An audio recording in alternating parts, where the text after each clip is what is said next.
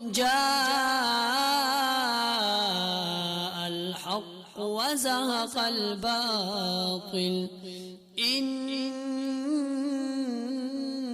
الباطل كان زهوقا۔ بسم اللہ الرحمن الرحیم۔ السلام علیکم ورحمۃ اللہ وبرکاتہ۔ محترم سامعین، آپ لوگوں کے ساتھ ایک افسوسناک خبر شیئر کرتے ہیں۔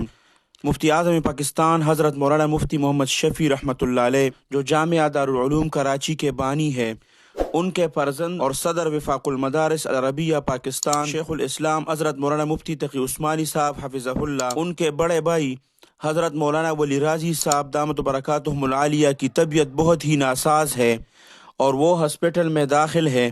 حضرت کی مکمل صحتیابی کے لیے تمام احباب سے اور اہل مدارس سے خصوصی دعاؤں کا درخواست کرتے ہیں کہ اللہ سبحانہ و تعالی حضرت مولانا ولی راضی صاحب دامت برکاتہم العالیہ کو شفاء کاملہ عاجلہ مستمرہ دائمہ عطا فرمائے اور ان کا سایہ ہمارے سروں پر تا دیر قائم اور دائم رکھے۔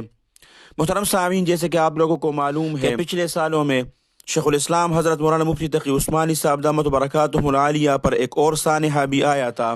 وہ مفتی اعظم پاکستان مفتی محمد رفیع صاحب رحمۃ اللہ علیہ کی شکل میں تھا۔ جب وہ دنیا سے رحلت فرما گئے تو شیخ الاسلام حضرت مولانا مفتی تقی عثمانی صاحب دامت برکاتہم العالیہ اب تک اس صدمے سے بھی نہیں نکلے۔ یہاں پر دوسرا بھائی اب ہاسپٹل میں داخل ہے، تو تمام مسلمانوں سے درخواست ہے کہ اللہ سبحانہ و تعالی اس طرح پے در پہ غموں سے شیخ الاسلام حضرت مولانا مفتی تقی عثمانی صاحب دامت برکاتہم العالیہ کو بچائے، کیونکہ شیخ الاسلام حضرت مولانا مفتی تقی عثمانی صاحب دامت برکاتہم العالیہ صرف پاکستان ہی نہیں، پوری امت مسلمہ کے لیے ایک سرمایہ ہے، اور جس پہ زیادہ پے در پہ غم آتے ہوں تو وہ جو اللہ سبحانہ و تعالیٰ کی دین کے لیے سعی کرتے ہیں تو ان پر ضرور اثر پڑتا ہے۔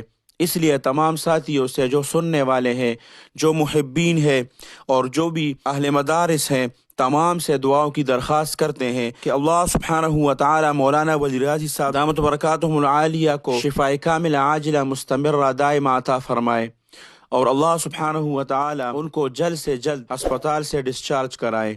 اللہ سبحانہ و تعالی تمام مسلمان جو بیمار ہیں، جس کے والدین بیمار ہیں، جو خود بیمار ہیں، ہمارے سننے والے جتنے بھی ہیں، اللہ سبحانہ و تعالی ان کے شفاء کاملہ عاجلہ عطا فرمائے۔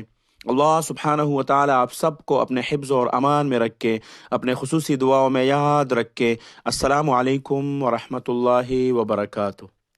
جاء الحق وزهق الباطل إن